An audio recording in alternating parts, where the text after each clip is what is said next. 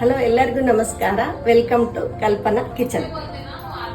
ಈಗ ನಾನು ಹುಳಿಪುಡಿ ಮಾಡುವ ವಿಧಾನವನ್ನು ಹೇಳ್ತಾ ಇದ್ದೇನೆ.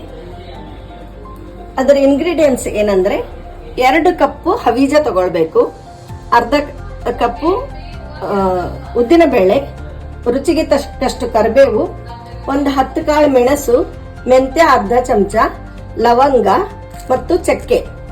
ಇದು ಮಸಾಲೆ ಮಗ್ಗೆ ಅಂತ ಕರಿತೇವೆ, ಇದೊಂದು 2 ಚಮಚ. ಇದು ಕಲ್ಲು ಇದು 2 ಚಮಚ, ಜೀರಿಗೆ ಅರ್ಧ ಬಟ್ಲು, ಪತ್ರಿ, ಕೊಬ್ಬರಿ ಇದನ್ನೆಲ್ಲ ಚಂದಂಗೆ ಹುರಿದು ಪುಡಿ ಮಾಡಬೇಕು. ರುಚಿಗೆ ತಕ್ಕಷ್ಟು ಇಂಗು ಹಾಕಬೇಕು.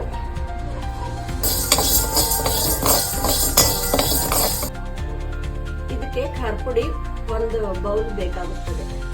ಈಗ ಎಲ್ಲ ಮಸಾಲೆಯನ್ನ ಹಾಕಿ ಹುರಿತಾ ಇದ್ದೀನಿ. ಸ್ವಲ್ಪ ಎಣ್ಣೆ ಹಾಕಿ ಆಮೇಲೆ ಹವೀಜನ ಸೆಪರೇಟ್ ಆಗಿ ಹುರ್ಕೋಬೇಕು. ಹವೀಜ ಘಮ ಬರೋವರೆಗೆ ಹುರ್ಕೊಂಡಿದ್ದೀನಿ. ಆಮೇಲೆ ಇಲ್ಲಿ ಮಸಾಲೆ ಸಾಮಾನೆಲ್ಲ ಹುರ್ಕೊಂಡಿದ್ದನ್ನ ಈಗ ಇಲ್ಲಿ ಮಿಕ್ಸ್ ಮಾಡ್ತೇನೆ. ಆಮೇಲೆ ಮಿಕ್ಸಿ ಮಾಡುವಾಗ ಸ್ವಲ್ಪ ಉಪ್ಪು ಮತ್ತೆ ಖಾರ ಪುಡಿ ಹುರ್ಕೊಳ್ಳೋದಿಲ್ಲ, ಅದನ್ನ ಹಾಗೆ ಹಾಕಿ ಮಿಕ್ಸರ್ ಮಾಡಬೇಕು.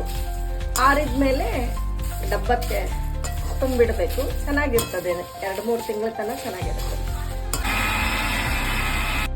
ಈಗ ಮಿಕ್ಸಿ ಮಾಡಿದ್ದೇನೆ.